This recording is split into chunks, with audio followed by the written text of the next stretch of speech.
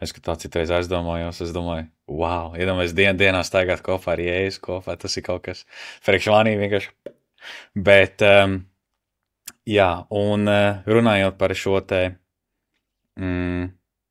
māceklību, jā, man arī patīk tas, kad apstuļu darbos, kā jau pirms tam es arī minēju par Filipu, ir teikts, ka viņš gāja, viņš sludināja vārdu, pēc tam bija atbrīvošanas, dziedināšanas, un pēc tam apstuļi, kad izdzirdējuši, kad labā vēsts ir arī sasniegusi, es tagad aizmirsu, kā to vietu sauca, tad viņi gāja, manuprāt, Pēters un Jānis, man tā šķiet, viņi gāja, aizlūdz par viņiem, uzlika, lai viņi saņemtu svēto garu, un es domāju, ka varbūt tur runāja par šīm te dāvanām, un es domāju, ka cilvēkiem, kas varbūt par to nav tik daudz dzirdējuši, jo pēdējā laikā es personīgi saskaros ar cilvēkiem, kuri ļoti maz dzird par svēto garu.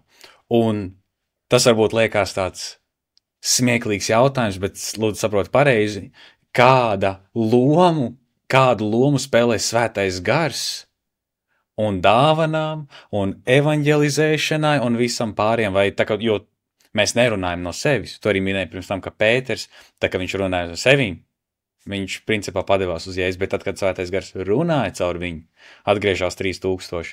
Tāpēc tu varbūt var nedaudz palīties par to, cik lielu lomu spēlē svētais gars un attiecības ar viņu. Es domāju, ka tā ir vislielākā loma, jo mēs nevaram balstītos uz sevi. Ja mēs balstīsimies uz sevi, tad agrāk vai vēl mēs nonāksim pie vilšanās. Mēs būsim vilšies sevī, ja tu saproti, ka tu esi ierobežots, bet svētais gars ir neierobežots. Un arī Bībelē teica, ka Jēzus pats, viņš salīdzina vīnakoku un zārus. Viņš saka, es esmu vīnakoks, bet jūs tie zari, un jūs bez manis nieka nespējat. Un arī, lai tu ietu, un lai tu vispārībā varētu redzēt debes valstību, tev ir vajadzīgs svētais gars. Jo patiesībā svētais gars ir tas, kas, kad tu pakļaujies svētam garam, viņš tevi maina, viņš maina tavu raksturu, viņš maina visu tevi, un tad parādās svētā gara augļi. Un es pat vispārībā nespēju iedomāt, man liekas, nav iespējama kristietība bez svētā gara, vispārībā, jo tad pārējais, ja nav gara, svētā gara, pārējais ir miesa. Jo svētais gars, viņš ir Dievs, viņš ir trešā persona, un viņš mums ir dots šeit uz zemes, rakstīts, ka viņš ir tas, kas viņš ir mūsu aizstāvs, un viņš atgādinās mums visu to, ko Jēzus ir teicis. Un bez viņa vadības, bez viņa virzības, bez viņa attiecībām, mēs vienkārši iesim vairāk cilvēciski, nekā gara vadīti, jo arī Bībelē rakstīts piepildīties ar garu, nepārtraukt ikdienas mums ir jābūt šie nodošanās, būt gara vadībai. Ja agrāk es to nebija varbūt tā tik ļoti to saredzēs, bet tagad es to vēl vairāk un vairāk redzu, ka bez tā patiesībā te nekur.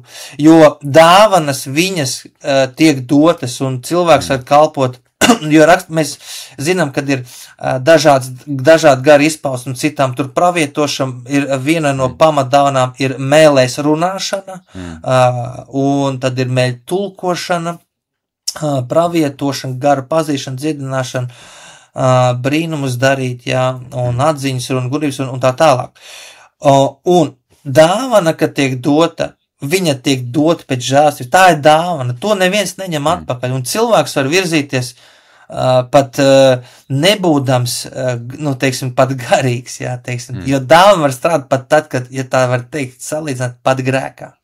Cilvēks ar grēkot dāvana var strādāt, jo cilvēks var būt grēkā, viņš var būt pornogrāfijā, bet tajā pašā laikā viņš var lūgt mēlēs, jā, vai kādās citās lietas, jā, un vai viņš arī varbūt arī, viņam ir šis evaņģēlisks svaidījums, viņš var būt tik un tā grēkā, bet tik un tā viņam ir evaņģēlisks svaidījums, jā, uzrunāt cilvēks un būt aktīvam. Tā kā, bet būt garā, būt zem garietis, tas ir tas, kas tieši tev formē, kas maina tev, un galatiešos ir tieši gara auglis. Tur apsist garā pazemība, labprātība, mīlestība, atturība, prieks, jā, un viss tās lietas. Un tas ir aug, tas ir tas, ko bauda citi jau. Un tas parāda, ka tas cilvēks ir pakļāvies Dievam, ka tas cilvēks ir zem Dieva vadības, un tas ir ļoti, ļoti šodien svarīgi, jo bieži vien cilvēki domā, ka garīgs cilvēks ir tas, kurš varbūt tās tur krīt Daudz ceļos mēlēs ļoti lūdz. daudz, jā, un pielūdz ļoti, un asars viņam birst, un vispārējais, un varbūt, kā viņš tur pravieto. Nevienu nenotiesoja tagad, vienkārši, jā. Bet ir tādas situācijas, un cilvēkam liekas, jā, tas ir ļoti garīgs cilvēks, bet patiesībā backgroundā viņa aizmugurē, kad viņš nokāp no skatuves viņa ģimenē, ir lietas, jā, kas